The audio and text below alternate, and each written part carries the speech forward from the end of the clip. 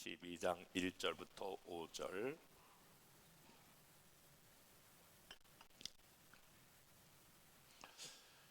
여호와께서 아브라함에게 이르시되 너는 너의 고향과 친척과 아비의 집을 떠나 내가 네게 보여줄 땅으로 가라. 내가 너로 큰 민족을 이루고 네게 복을 주어 네 이름을 창대하게 하리니 너는 복이 될지라. 너를 축복하는 자에게는 내가 복을 내리고 너를 저주하는 자에게는 내가 저주하리니 땅의 모든 족속이 너로 말미암아 복을 얻을 것이라 하신지라.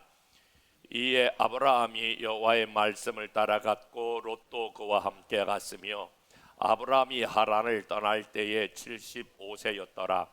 아브라함이 그의 아내 사레와 조카 롯과 하란에서 모은 모든 소유와 얻은 사람들을 이끌고 가나안 땅에 가려고 떠나서 마침내 가나안 땅에 들어갔더라. 아멘. 그 막국수 사장님 김윤경 씨가 쓴 작은 가게에서 진심을 배우다라고 하는 책이 있는데요. 그분은 가장 어려웠을 때 코로나 때에 가게를 개업을 해서 한 명 손님으로부터 시작을 해서 한 9년 됐는데 지금은 한 30억의 매출을 올리는 큰 이제 중소기업체가 되었습니다. 그분이 지금은 아주 그 외딴 작은 시골 마을인데 한 번 막국수를 먹으러 가려면 2시간 정도는 평균 기다려야 된다라고 하는 아주 명문 그러한 음식점이 됐는데요. 이제 일반적으로 식당이 음식점이 잘 되면 손님이 많이 몰려오지 않겠습니까? 그러면 이제 음식을 팔면 거기 이제 돈이 생기고 돈이 생기면 부가가치로 이제 이익이 남지 않습니까? 그러면 그렇게 생기면 이제 손님이 올 때마다 이제 이분들이 음식을 먹고 음식이 생기면 이제 돈이 되고 돈이 되면 이제 부가가치로 이익이 되겠구나 이렇게 이제 생각을 하면서 그것이 일상적인 하나의 이제 루틴이 되는데 그러다 보니까 점점 이제 장사가 잘 되니까 일상적으로 그렇게 생각이 되어지면서 일반적으로 돈이 이렇게 장사가 잘 되면 일반적으로 많은 사람들이 하는 생각 중에 하나가 이런 거라는 거예요. 이제 장사가 잘 되니까 종업원을 늘리고 개인적으로 자기가 하는 생활, 여유로운 생활을 좀 하게 된다는 거예요.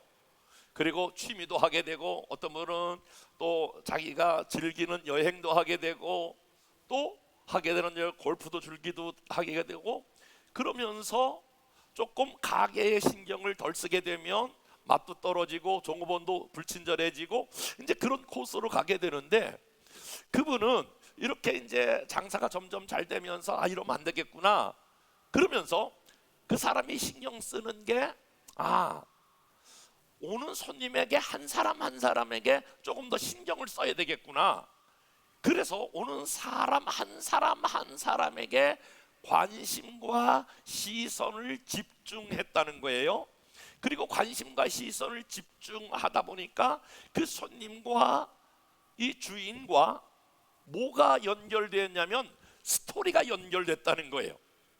그래서 비록 8,000원짜리 막국수를 팔지만 손님 한 사람 한 사람과 스토리가 이렇게 생기면서 일반적인 루틴과 그리고 흔히 장사가 잘 되면서 겪는 그러한 번태기를 넘어섰다. 그래서 지금은 수많은 사람들이 하루에 1,000명 정도씩 이렇게 몰려드는 가게가 되었다라고 하는 이야기를 하는 것을 보게 되었습니다.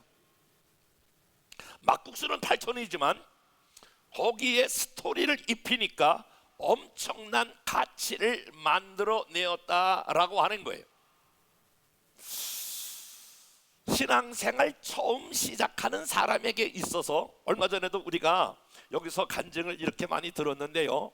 처음 신앙생활을 할 때의 사람들에게 나타나는 것은 굉장히 많은 이야기들을 쏟아내요. 내가요 교회 처음 나갔더니요, 내가 예수 만났더니요, 내가 신앙생활하면서 이런 기쁨이 있어요, 저런 기쁨이 있어요, 이러면서 많은 이런 간증들과 하나님과 나와의 만난 추억들, 그리고 그 하나님과 나와의 관계 안에 있었던 그런 스토리들을 만나게 되는 것을, 또 간증하는 것을 보게 됩니다.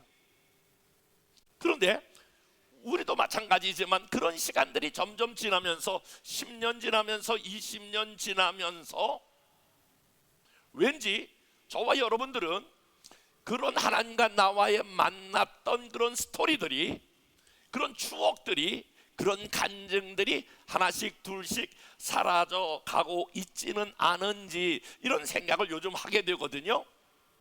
바라기는 내일부터 2주간 동안 있는 이런 여리고 특별 새벽 집회가 하나님과 저와 여러분들이 다시 한번 하나님을 만나는 그런 스토리가 있는, 그런 추억이 있는 이런 시간들로 되어지기를 주님의 이름으로 축복해요.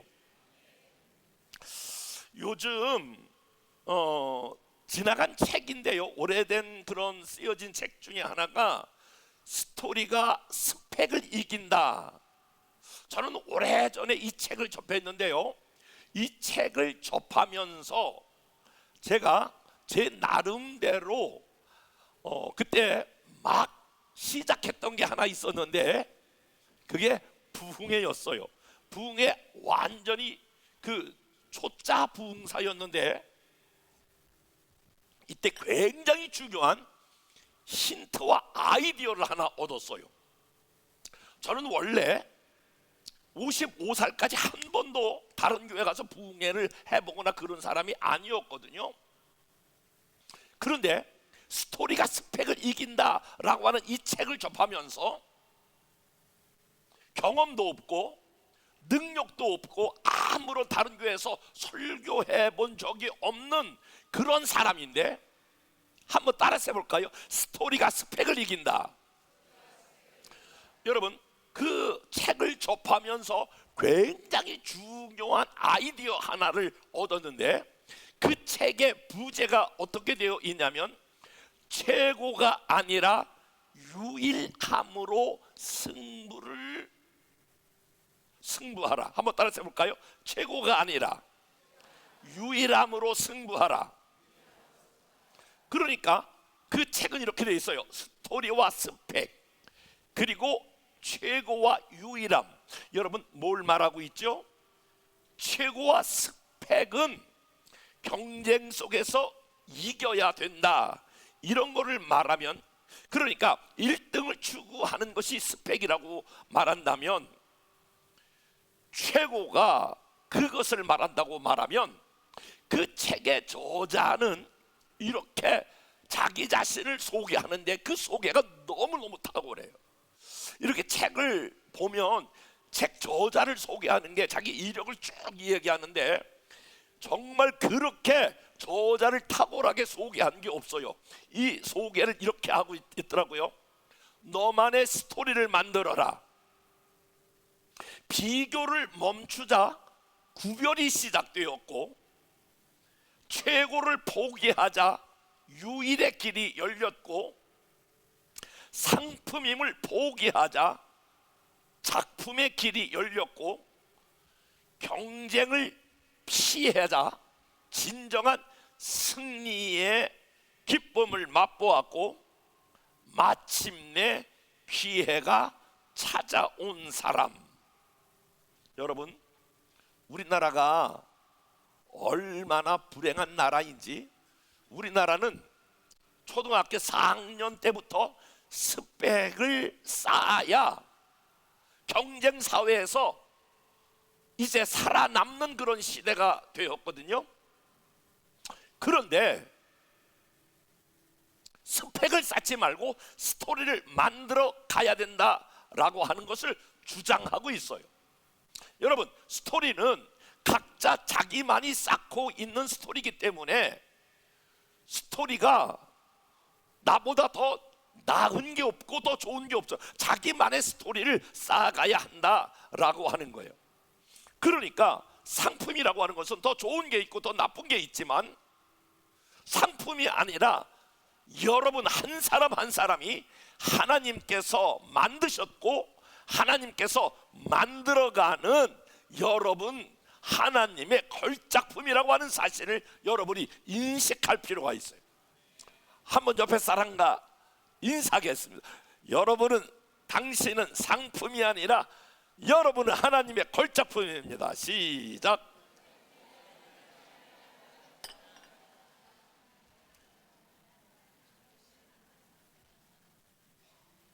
모두가 다 이 세상은 다 값어치를 먹이거든요. 비교해가지고 아이고 저 사람은 싸구려야, 저 사람은 값어치가 없어. 이거는요 사단이 주는 다 유혹이에요. 여러분 한 사람 한 사람을 하나님의 형상대로 창조했을 뿐만이 아니라 하나님의 하나밖에 없는 예수 그리스도 핏값으로 저와 여러분들을 사셨기 때문에 여러분들은 어떤 것과 무엇과도 비교할 수 없는, 좋게 이것과 저것과 비교할 수 없는 하나님의 최고의 걸작품이 여러분들인 줄로 믿습니다. 막국수 8,000원짜리 그걸 하나를 팔면서도 한 사람 한 사람에게 가치와 의미를 부여하고 관계를 부여하니까 최고의 그러한 막국수집이 되었는데, 우리 한 사람 한 사람이 경쟁을 피하고 나만의, 하나님과 나만의 진정한 스토리를 만든다면 저와 여러분들은 마침내 최고의 승리자가 될 줄로 믿습니다. 그래서 저와 여러분들은 뭐를 해야 되느냐? 오늘 설교의 제목, 하나님과 나와의 추억을 만들어 가야 되는데, 이것을 기독교식으로 말하면 간증을 만들어 가야 되는 것이고, 일반적인 단어로 말한다면 스토리를 만들어가는 저와 여러분 될 수 있기를 주님의 이름으로 축복합니다. 여러분들은 성경을 읽는 일에, 성경을 공부하는 일에, 말씀을 이와 같이 공부하는 나라는 전 세계적으로 대한민국이 최고예요. 사실 대한민국 평신도들이 성경을 이렇게 많이 읽고 공부하는 것은 세계적으로 우리나라 사람을 따라올 사람이 없어요. 근데 질문해요. 성경을 왜 그렇게 여러분들이 읽고 공부하고 묵상하십니까? 성경을 교리적으로 많이 알아서 어떤 것이 참 진리냐라고 하는 것을 깨닫는 것도 중요하지만, 중요한 것은 그것을 내 삶과 연결해서 내 삶의 아름다운 결실, 다른 말로 해볼게요. 아름다운 추억을 만들고 간증을 만들고 스토리를 만들어가는 것이 성경을 우리가 읽고 공부하고 배우는 중요한 목적이 되는 줄로 믿습니다. 제가 오늘 창세기 말씀은 사실 얼마 전에 전했던 말씀인데 전혀 다른 각도로 오늘 본문을 여러분과 같이 말씀을 나누려고 그래요. 창세기 12장 1절 말씀 다 같이 한번 읽어볼게요. 시작.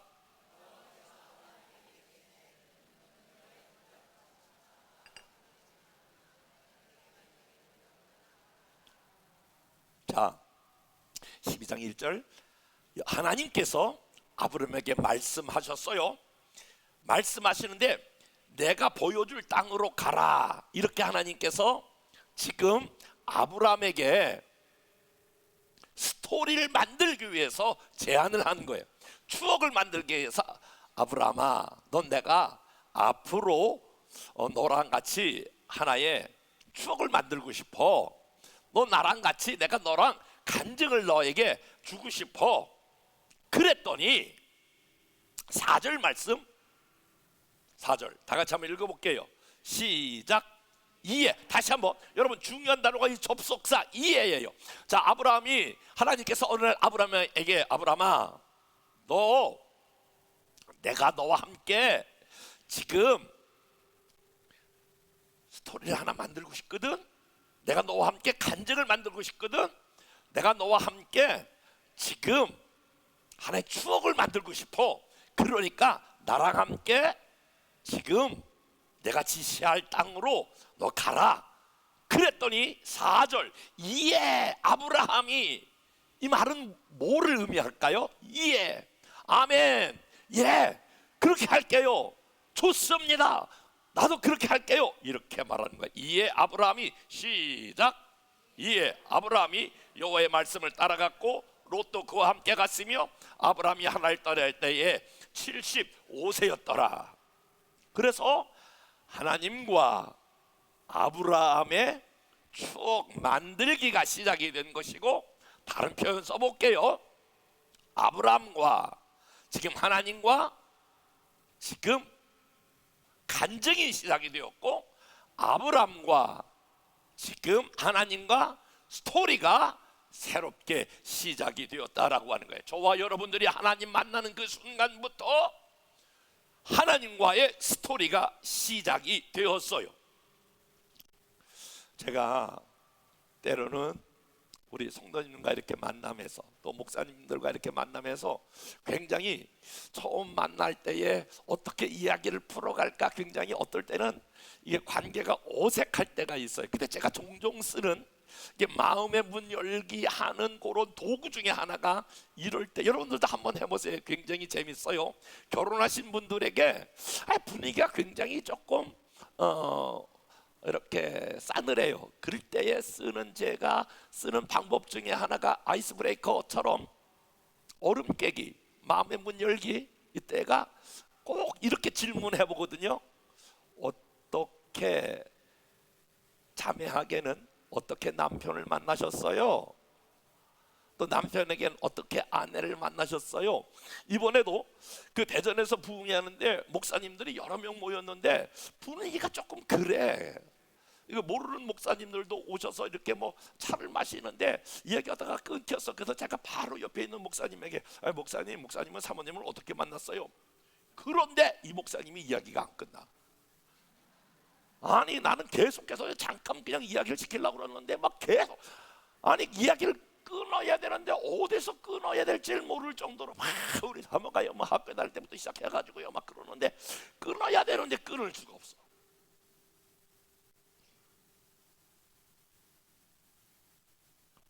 왜냐하면 사랑하는 사람과의 만남을 소중하게 생각하기 때문에 그건 잊을 수가 없이 첫 번째 만났을 때부터 시작을 해서 언제 어떻게 손을 잡고 언제 어떻게 첫 번째 키스를 하고 쫙 그런 스토리가 있단 말이에요.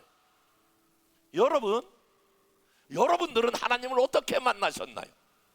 여러분 하나님과 만나는 그 순간부터 하나님과의 스토리가 시작이 된다, 그런 말이에요. 아브라함이 하나님께서 아브라함에게, 아브라함아 너 내가 지시한 땅으로 가라, 그렇게 시작할 때에 아브라함이 이에, 그러면서 하나님과 아브라함의 이제 인생 여정의 그 아름다운 스토리가 시작이 되는 거거든요. 그런데 하나님과 아브라함이 이렇게 이제 만나서 하나님과 만남의 시작이 쭉 되어져 가는데, 여러분 그 시작이 아주 평탄하고 아무런 문제가 없고 평안하면 얼마나 좋겠어요? 언제나 하나님과의 만남이 그렇게 아주 평탄한 것만은 아니에요. 잘 아는 대로 아브라함과 하나님과의 만남에서 아브라함의 삶에 기근이 찾아왔죠. 어느 때는 자기 아내를 누이라고 속일 만큼 환경적인 어려움이 찾아왔죠. 그래도 그것 때문에 아브라함의 삶이 완전히 무너지지는 않았어요. 우리가 지나간 날들을 생각해 볼 때에 여러분 특별히 어린 시절, 또 저와 같은 연배나 뭐 위아래 이 계신 분들을 우리가 기억할 때에, 저는 늘 기억할 때에 초등학교 시절에 그 소풍을 생각해 봐요. 그 초등학교 시절에 저희 때에 이 소풍을 생각해 보면 아무것도 없이 그냥 뭐 김밥이라고 해야 그냥 뭐 보리밥, 쌀밥 뭐 비슷한 데다가 옛날에 짠지 같은 거 그냥 하나 넣고 그냥 싼 거예요. 그리고 김 빠진 사이다 맥주가 아니고 맥주 이렇게 좋아하는 분 있네. 아유, 그 사이다 그거 하나 가지고 그냥 뭐 이렇게 옛날에는 우리는 책가방도 없어가지고 큰 보재기에다가 이렇게 싸가지고 이렇게 둘러매고 그리고 가는데 어머나 이게 웬일이야. 벼랑간에 막 소나기가 쏟아지고 막 비가 막 오면 벼랑간에 깍 하고 그냥 막 사람들이 뛰어가는데 어디로 뛰어가느냐? 큰 나무 밑으로 막 뛰어간단 말이에요. 그 비를 혼빵 맞고 뛰어가면서도 막 친구들하고 막 까르르 가가지고 거기서 그 밑에서 그 꺼내놓은 김 빠진 사이다, 맥주가 아니고 사이다 끓여놓고 그 김밥 먹으면서도 그렇게 즐거웠던 것은 아무도 없는데 나 혼자 오늘 내 진짜 비 다 맞고 그 김밥과 사이다 먹으면 무슨 재미가 있어.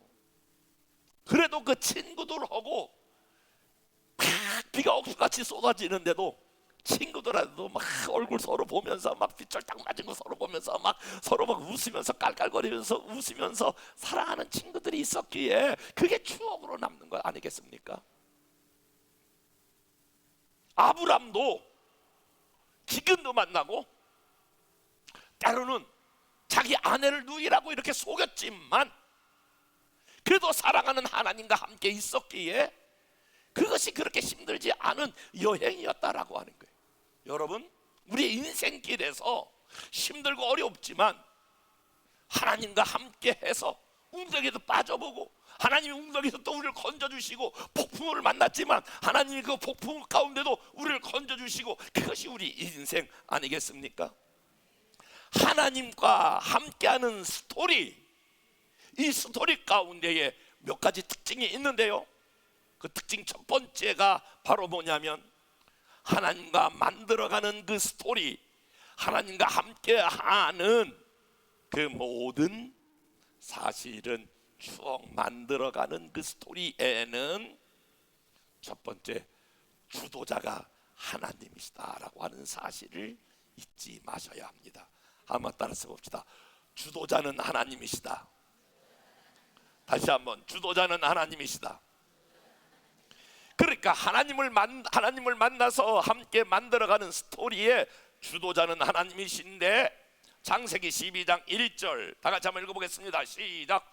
여호와께서 아브람에게 이르시되 너는 너의 고향과 친척과 아버지를 떠나 내가 내게 보여줄 땅으로 가라. 내가가 중요해요. 창세기 12장 2절 시작.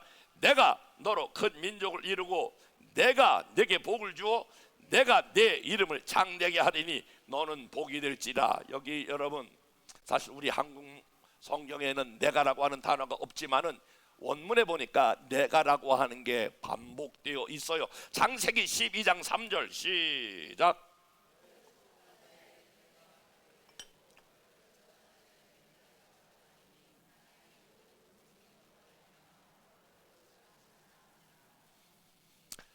여러분 사실 창세기 12장 1절부터 3절은 굉장히 유명한 구절이거든요.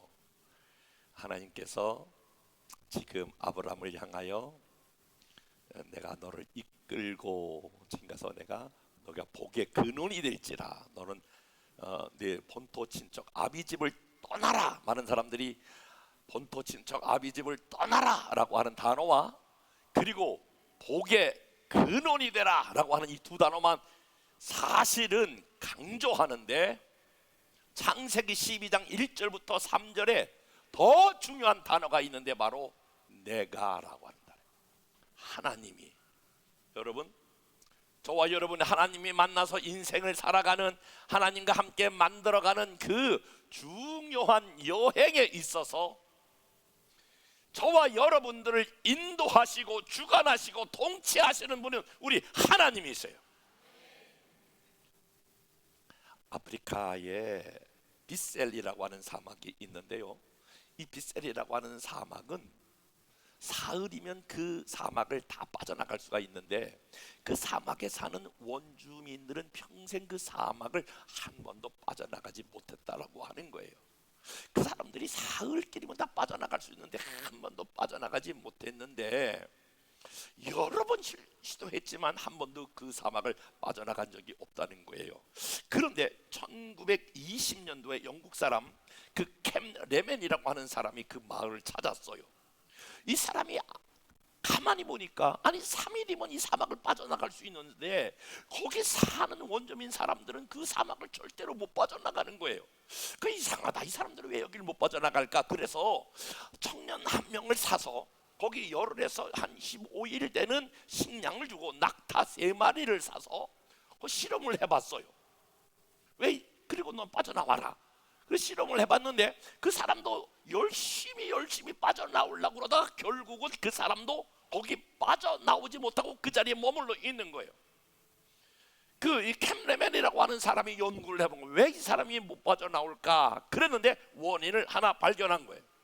그 원인을 발견했는데 그게 바로 뭐냐면 원주민이 빠져나오지 못하는 이유, 이 청년이 그 사막을 빠져나오지 못하는 이유가 북극성의 존재를 몰랐다라고 하는 거예요. 북극성의 존재. 여러분, 이 북극성이라고 하는 것은 뭐냐면 나그네들에게 있어서 나침반과 같은 역할을 하는데, 사람들이 사막에서 길을 잃어버리면 조금 가다가 길이 없으니까, 방향이 없으니까, 조금 가다가 길이 안 보이고 방향이 없으니까 포기하고 만다는 거예요. 그때에 그 사람들이 북극성이라고 하는 것이 있다라고 하는 것과 북극성이 어떤 존재라고 하는 것을 알 수만 있었다면 그들은 그 북극성을 향하여 따라 나왔을 거예요. 사실 여러분, 저와 여러분들이 2024년을 지금 여기까지 오는 순간에 분명한 것은 오늘도 저와 여러분들은 여러분의 삶의 현장에서 어떤 것이 내 삶의 길인가, 내가 어떤 방향으로 가야 하는가, 저와 여러분들은 분명히 길이 있음에도 불구하고 길을 찾아 헤맬 거예요. 어떤 것이 길인가, 어디로 가야 하는가, 내 사업은, 내 자녀는, 내 문제는. 그래서 분명히 길이 있음에도 불구하고 여러분들은 계속해서 사흘이면 빠져나올 수 있는 길을 찾아 헤매는 그러한 아프리카의 그러한 존재처럼 우리는 헤매고 있지는 않습니까? 성경은 이렇게 말하고 있어요. 출애굽기 14장 13절, 다 같이 한번 말씀을 읽어보겠습니다. 시작. 모세가 백성에게 이르되 너희는 두려워하지 말고 가만히 있어서 여호와께서 오늘 너희를 위하여 행하시는 구원을 보라. 여호와께서 오늘 너희를 위하여 행하시는 구원을 보라. 출애굽기 14장 14절 시작. 여호와께서 너희를 위하여 싸우시리니 너희는 가만히 있을지어다. 이거 놀고 먹으라 그런 말이 아니에요. 하나님께서 저와 함께 여행을 하는데 길이 보이지 않거든 여러분 발버둥 치시면 안 돼. 방향이 잘 보이지 않을 때에 애쓰시면 안 돼. 제가 이번에 필리핀 단기 선교 가가지고 뭐가 있었냐면 순서 중에 그 물안경 쓰고 이 배 밑에 내려가서 물고기들하고 물고기 신방하는 게 있었어요. 그 제가 평상시 이렇게 물고기 신방은 잘 안 해봐가지고 물고기들이 막 오라고 아이고 목사님 오세요 하는데 그 신방이 잘 익숙하지 않더라고요. 들어가니까 막 이상하더라고. 나는 막 어지럽고 막 골치 아프고 막 그러고 막 이렇게 숨을 쉬는데 숨이 잘 안 쉬어지더라고. 그래서 무서워가지고 얼른 나와가지고 보니까 막 이 발이 일단 땅에 안 닿는 거예요. 근데 나는 심한 걸 봤어요. 우리 청년들은 신방을 잘하더라고. 앞으로 내가 신방을 많이 시킬 것 같아. 앞으로 이제 야 걔들은 무슨 한참 막 이렇게 하면서 물고기들하고 얼마나 친하게 노는지. 저렇게 물고기들 신방 잘하는 거 보니까 앞으로 신방을 많이 시켜야 되겠다 그런 생각하는데 저는 막 무서운데, 그런데 막 그때부터 이제 약간 겁이 나면서 막 이렇게 하니까 팔을 얼마나 많이 휘졌는지 그때부터 막 물속에 막 들어가더라고.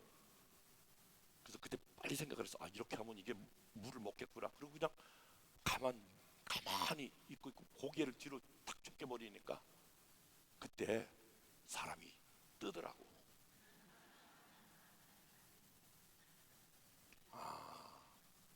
가만히 있어도 뜨는구나. 미안해. 이렇게 미안해. 진짜 이거 강단 용어가 아닌데 한번 해도 될까요? 해도 돼요? 미안해. 진짜 어떡하지? 지랄 발광을 안 해도 가만히 있어도 뜨는구나. 여러분, 길이 잘 보이지 않을 때 막 여러 가지 이럴 때 잠깐 멈추셔야 돼. 막 살려고 막 길을 막 찾으려고 애쓰고 그러시면 안 돼. 뒤에서 애굽의 군대가 쫓아오고 홍해가 막 앞서서 있고 이스라엘 백성은 두려울 때 하나님께서 모세가 백성에게 이르되 너희가 두려워하지 말고 가만히 있어서 여호와께서 지금 이스라엘 백성을 인도하는 주관자 여호와께서 오늘 너희를 위하여 행하시는 구원을 보라. 너희를 위하여 싸우시는, 그래서 너희는 가만히 있을지어다. 여러분, 조금 약간 중단하시고 이번 한 10일 기간 동안에 하나님께서 내 사업을 위한, 우리 가정을 위한, 우리 직장을 위한 하나님께서 어떤 계획을 갖고 계신지, 어떤 일들을 준비하고 계신지 하나님 저에게 보여주시옵소서, 가르쳐 주시옵소서, 말씀하여 주시옵소서. 그래서 하나님께서 여러분 준비하신 것들을 경험하는 시간 될 수 있기를 주님의 이름으로 축복합니다. 그래서 주관자이신 하나님께서 인도하시는 것을 경험하는 시간 될 수 있기를 주님의 이름으로 축복해요. 두 번째로요, 하나님과 함께하는 그 여행 스토리를 쌌는데 도구는 하나님의 말씀이에요. 창세기 12장 4절 말씀 다시 한번 말씀을 볼게요. 시작. 이에 아브라함이 여호와의 말씀을 따라갔고, 따라서 해봅시다. 여호와의 말씀을 따라갔고. 그러니까 아브라함이 여호와께서 말씀했을 때에 여호와를 따라갔고 이렇게 해도 되는데, 하나님이 여호와를 따라갔고 그렇게 말씀하지 않아요. 오늘 성경은 여호와의 뭐를 따라갔고, 다시 한번 여호와의 뭘 따라갔고, 말씀을 따라갔고, 이게 말씀을 따라갔다라고 하는 거예요. 여러분, 여호와를 따라갔지 않고 여호와의 말씀을 따라갔다라고 하는 것은 주도자시는 하나님이 말씀을 도구로 사용하시기 때문에 그렇다라고 하는 거예요. 여러분을 인도하실 때 하나님은 반드시 말씀을 도구로 여러분들을 인도하시는 줄로 믿습니다. 시편 56편 10절 시작. 내가 하나님을 의지하여 그의 말씀을 찬송하며 여호와를 의지하여 그의 말씀을 찬송하리이다. 그러니까 하나님을 의지한다라고 하는 것은 말씀을 찬양하는 것을 의미해요. 말씀을 신뢰하는 것을 의미해요. 신명기 30장 20절 시작. 내 하나님 여호와를 사랑하고 그 말씀을 청종하며 또 그를 의지하라. 여러분, 하나님을 의지합니다 라고 하는 것은 말씀에 귀를 기울이는 거예요. 하나님을 사랑한다라고 하는 것은 여러분 말씀을 사랑하는 거예요. 그러므로 이번 집회에 주시는 말씀을 붙잡고 의지하고 따라갈 수 있는 저와 여러분 되시기를 주님의 이름으로 축복합니다. 기독교 철학자 프랜시스 피퍼가 말하는 거기 계셔 말씀하시는 하나님, 여러분 현장에서 말씀하시는 하나님의 음성을 듣기를 주님의 이름으로 축복합니다.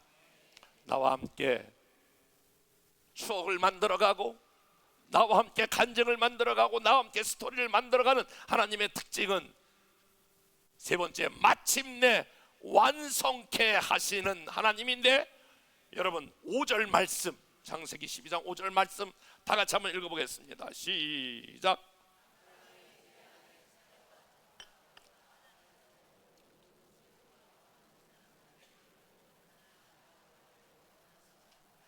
마침내 가나안 땅에 들어갔더라. 따라서 해볼까요? 마침내 가나안 땅에 들어갔더라. 다시 한번, 마침내 가나안 땅에 들어갔더라. 여러분, 자, 성경에 보면 아브라함이 대단히 믿음이 좋은 것 같은데 믿음이 없는 아브라함을 만나요. 아브라함이 대단히 순종을 잘하는 것 같은데 불순종하는 아브라함을 만나요. 아브라함이 말씀이 충만한 것 같은데 자기 생각으로 가득한 아브라함을 우리는 만나요. 그런데 중요한 게 있어요. 그런데 가나안 땅으로 가려고 떠나서, 여러분, 중요한 단어예요. 마침내 가나안 땅에 들어갔더라.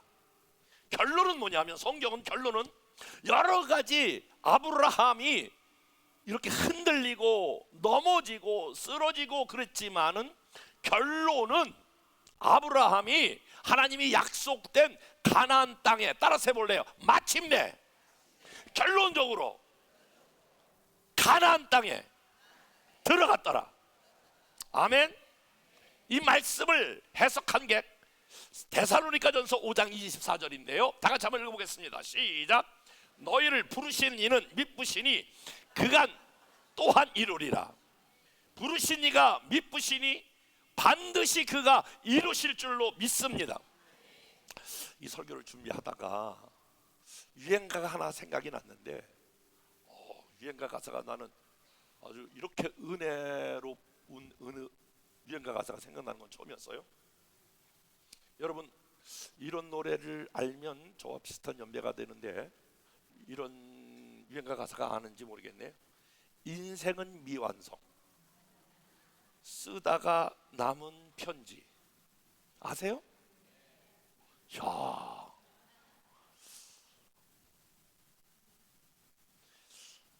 마침내 이거 하다가 그래서 저는 그 대목밖에 몰라가지고 이렇게 저거 찾아서 이렇게 들어가 보니까 내용이 나오더라고요. 인생은 미완성, 쓰다가 남은 편지. 인생은 미완성, 부르다가 멎는 노래. 인생은 미완성, 그리다 많은 그림. 인생은 미완성, 색이다 많은 조각. 여러분, 우리가 인생이 미완성이라고 생각되지 않으세요? 어느 날 우리가 살다가 우리가 하고자 하는 것들을 다 이루지 못하고 이 땅에서 인생을 마치고 가는 게 우리 인생이 아닌가. 쓰다 많은 편지 같고, 부르다 멎은 노래 같고, 그리다 많은 인생 같고, 색이다 많은 조각 같은 것이 우리 인생이지만, 오늘 4절 보니까 아브라함이 그런 인생이었는데 마침내 가나안 땅에 들어갔더라 라고 하는 말이 나오는데, 이 스토리의 마지막 아브라함이 막 이렇게 헤매다가 마침내 가나안 땅에 들어갔더라 그랬는데, 이 유행가 가사도 보니까 이렇게 되어 있어요. 2절에 보니까 인생은 미완성, 쓰다 남은 편지. 그래도 우리는 곱게 써가야 돼. 인생은 미완성, 부르다가 멎는 노래. 그래도 우리는 아름답게 불러야 돼. 인생은 미완성, 그리다 많은 그림. 그래도 우리는 아름답게 그려야 돼. 인생은 미완성, 새기다가 많은 조각. 그래도 우리는 곱게 새겨야 돼. 이 유행가 가사가 왜 제게 은혜가 됐냐면, 이 유행가 가사를 마침내라고 하는 성경 구절과 이 유행가 가사를 이렇게 1절과 2절을 이렇게 하다가 벼랑간에 떠오르는 한 분이 있었는데, 그게 저희 어머니 생각이 나더라고요. 저희 어머니 생각이 나면서 벼랑간에 저는 평상시 저희 어머니 생각을 이상하게 생각을 거의 잘 안 하고 사는 사람이에요. 생각을 많이 해야 될 사람인데 생각을 거의 잘 안 해요, 솔직하게. 그런데 어제 저녁에 생각을 하면서 엄청 울었어요. 저희 이 마침내라고 하는 단어와 이 그 인생은 미완성이라고 하는 이 노래를 생각하면서 이게 딱 떠올랐는데, 저희 어머니가 27살에 저희 아버지한테 쫓겨나서 평생을 살아오면서 35년 동안 제 귀에 아주 못이 박일 정도로 들려준 얘기가 이거야. 야, 이놈의 새끼야, 내가 너 하나 보고 청춘을 다 바치고 살았어. 내가 너 하나 보고 살았어. 이 이야기를 평생 저에게 했거든요.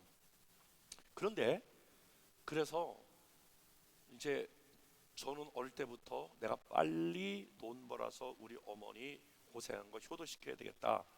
그 제가 공학을 전공해서 그래서 군대 갔다 와서 빨리 취직을 해서 우리 어머니 고생한 거 빨리 이제 돈 벌어서 집장만 해서 우리 어머니 이제 효도해야 되겠다라고 하는 생각이 굉장히 많았거든요. 고등학교 1학년 때 제가 하나님 만났거든요. 하나님 음성을 들었거든요. 아들아, 육신의 아버지는 널 버렸으나 내가 너를 끝까지 버리지 않는 참 좋은 아버지다. 이 음성을 듣고 제가 하나님 잘 믿다가 군대 갔거든요. 군대 가서 제가 무릎을 다쳤어요. 무릎을 다쳐가지고 102병원이라고 하는 춘천에 있는 102병원으로 제가 후송을 갔어요. 우리 중대장하고 둘이 다쳐가지고 중대장하고 둘이 후송을 갔는데, 처음에는 우술 외상성 관절염으로 갔는데 나중에 보니까 그게 골수염이 되고 골수염이 심해서 계속 저를 치료하고 있었던 이 정형외과 과장이 너 계속 하루에도 물을 뽑아내는 거예요. 50ml 이걸로 계속 물을 뽑아내면서 물이 계속 뽑아내도 물이 고이니까 이제 무릎을 잘라야 된다. 너 무릎을 이렇게 되면 골수염이 돼서, 그래서 깜짝 놀라가지고 하나님 앞에 금식하며 40일을 아침 금식을 하면서 하나님, 만약에 이 무릎을 고쳐주시면 제가 이 다리를 가지고 이 다리를 복음 전하는 데 사용하겠습니다. 그리고 제가 서원 기도하고 하나님이 제 다리를 고쳐줘서 신학 군대 제대하자마자 다시 신학을 공부하기 시작했거든요. 그런데 그 공부를 시작하자마자 우리 어머니와 우리 외삼촌이 이놈의 새끼야, 너 이제 공부해가지고 저기 너 이제 취직해가지고 잘 이제 살 줄 알았더니 이제 다시 공부하면 어쩌란 말이냐. 그래가지고 반대했지만 하나님과 약속한 게 있어가지고 다시 신학을 공부했어요. 공부해가지고 이거 큰 교회 부목사로 갈 줄 알았더니 조금 있더니 개척을 한다고 그러고 살던 집을 빼가지고 요 문정동 지하에 아주 깜깜한 지하에 가서 개척을 하는데, 저희 어머니도 어떻게 해요? 아들 혼자 있는 아들 따라 개척을 시작했잖아요. 개척을 시작하는데 그때 저희 어머니에게 간경화가 왔어요. 얼굴이 노래가지고 이제 배가 점점 불러오는 거예요. 저희 어머니가 사실은 제가 전도해서 예수 믿었지만은 믿음이 없었어요. 그런데 그 아들 하나를 위하여 늘 하는 얘기가 그거였어요. 뭐 믿음이고 그런 건 잘 모르겠어요. 아이고, 우리 아들 개척하는데 교회가 부흥돼야 되는데 그때 저희 집사람은 직장 생활했어요. 학교 나갔어요. 토요일 날만 되면 교인 몇 명 안 되는데 가락시장에 늘 가서 돈이 많이 없으니까 그때 뭐 배추 이파리 뭐 이런 거 이렇게 해가지고 와서 토요일 날 점심 준비를 해야 주일 날 오는 성도들 밥을 해먹였단 말이에요. 그러니까 몸은 안 좋은데 토요일 날 그 밥을 준비해서 10명이든 20명이든 그 밥을 준비를 이렇게 한단 말이에요. 어느 날 저희 외삼촌이 이렇게 오시게 됐어요. 그 이야기를 하는데 완전히 지하 카타콤 같은데 매일 보니까 저하고 우리 아들 들어오고 저희 콜록콜록 대는데 저희 어머니가 간경화에다가 얼굴과 눈은 노래가지고 그런데 노래를 부르는 거예요. 아휴, 우리 아들이 교회 개척하는데 부흥돼야 되는데 믿음이 그런 거 별로 없어요. 우리 아들 교회 개척하는데 부흥돼야 되는데 부흥되는데 그러는데 저희 외삼촌이 와가서 보니까 기가 막힌 거예요. 평생 저놈 새끼 저 아들 뒷바라지 했는데 좀 살만하니까 이제 교회 신학해가지고 이제 교회 개척한다고 그러고 있으니까 어느 날 한번 그걸 보고 가더니 와가지고 저한테 새벽에 와가지고 문을 두드리고 와가지고 막 나한테 막 욕을 바가지로 하더니 니네 엄마 저렇게 해서 죽일 거냐, 지금 간경화가 저렇게 왔는데 지하실에서 있으면 되겠냐, 그러면서 봉투 하나를 휙 내던지더니 빨리 니네 엄마 빨리 방 하나 얻어드려라, 그리고 봉투 하나 휙 던지고 가더라고요. 그 열어보니까 1,000만 원이더라고요. 엄마, 삼촌이 돈 1,000만 원 주고 방 하나 얻을 수 있는데 그 엄마 이거 방 하나 얻자 그랬더니 아휴 아들아, 그래도 교회가 네가 하는 교회가 잘 돼야지. 내 평생 너 위해 살았는데 네가 하는 아들 하는 교회가 잘 돼야지. 내가 잘 되면 뭐하냐, 아들이 잘 돼야지. 그래서 그 1,000만 원 하고 저희 집 사람 퇴직해라. 그래서 그 1,000만 원 하고 그리고 누가 와서 모르는 사람이 1,000만 원 해서 3,000만 원 해서 지하실에서 45평 그것을 얻고 옥탑방 8평짜리로 이사하게 됐어요. 그리고 이사하는 날 너무너무 좋아서 아들아 이런 날이 있구나, 지하실에서 어떻게 그 45평으로 이사, 아니 지하실에 살다가 아니 이렇게 옥탑방 7평짜리 8평짜리가 이게 웬일이냐. 그래서 냉장고 조금 하나 있는데 거기에다가 서로 머리를 뒤밀고 막 그러고 서로 조그만 냉장고에다가 이제 여름이면 그러고 있다가 그 옥탑방 7평짜리에서 그 좋은 날을 이렇게 보내지도 못하고 거기서 돌아가시게 됐어요. 저는 아무리 생각해봐도 우리 어머니 인생은 실패야. 한 여인의 인생을 그리고 보면 그 인생은 실패야. 아니 누가 우리 엄마의 인생을 완성된 인생, 승리의 인생이라고 말할 수 있겠어?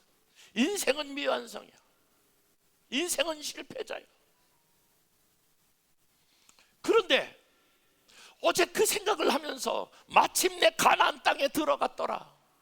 그걸 생각해 볼 때에 야, 그걸로 끝난 줄 알았는데 하나님께서 그래도 그러한 저희 어머니의 그 눈물과 그 헌신 그런 게 있었기에 그 뒤에 제가 그 뒤에 거기다가 또 다시 하나님의 교회를 이어가는 그러한 기록이 있었기에 오늘 제가 어머니가 쓰다 많은 그런 편지 같고 그리다 많은 그림 같고 이었다 많은 조각 같지만 그 뒤에 제가 그림을 그리고 저와 여러분이 그림을 그리고 그 위에 쓰다 남은 편지 갖다가 그 편지를 써서 오늘 이 열방교회라고 하는 교회가 있는 것 아니겠습니까? 나는 얼마 전에 그런 이야기를 들었는데 유기성 목사님이라든지 그 이천수 목사님도 그런 이야기 하더라고요. 자기 아버지가 개척교회 목사 40일 금식하다가 돌아가셨다는 거예요. 자기 아버지 인생은 실패한 인생이라는 거예요. 그런데 그 뒤에 뒤를 이어서 자기가 그래서 오늘날 뭐 10,000명을 파송하고 그런 교회 목사가 됐다는 거예요. 여러분, 여러분의 인생은 어떻게 보면 미완성일지 모르지만 여러분이 그리다가 만 그 뒤끝에 여러분의 자녀가 뒤를 잇고 그 뒤에 또 다가 자녀가 뒤를 이어서 여러분 어떤 여러분이 믿다가 지금 오늘 여러분 앉아있는 분도 있을 거예요. 여러분의 부모가 이은 글을 여러분 자녀가 여러분 이어서 이 자리에 앉은 분들도 있을 거예요. 우리가 봤을 때는 끝나는 것 같지만 하나님 입장에서 주도권을 쥐고 계신 하나님 입장에서 봤을 때에는 아브라함이 마침내 가나안 땅에 들어갔더라. 하나님의 약속은 끝나는 것이 아니라 마침내 이루시는 분이야. 결론적으로 이루어지시는 분이야. 나는 우리 엄마 인생을 아무리 봐도 실패자라고 볼 수 없지만은 그러나 하나님 입장에서 봤을 때는 우리 아들이 하는 교회 잘 돼야 되는데 평생 그 한마디가, 그 한마디의 헌신이 결국은 마침내 열방교회라고 하는 교회가 이루어지지 않을까. 어제 감동으로 와서 우리 엄마 때문에 많이 울었어. 사랑하는 여러분, 여러분의 기도, 여러분의 헌신, 여러분 때에 이루어질 수도 있지만 여러분 때 이루어지지 않는다면 마침내 언젠가 하나님의 결론은 마침내 이루어지게 되어 있어. 마침내 열매를 맺게 하시는 분이 우리 하나님이세요. 그러므로 하나님과 만들어가는 스토리, 결론은 마침내는 아름다운 열매가 맺혀질 것을 기억하고 하나님과 아름다운 스토리를 만들어가는 저와 여러분들 될 수 있기를 주님의 이름으로 축복합니다.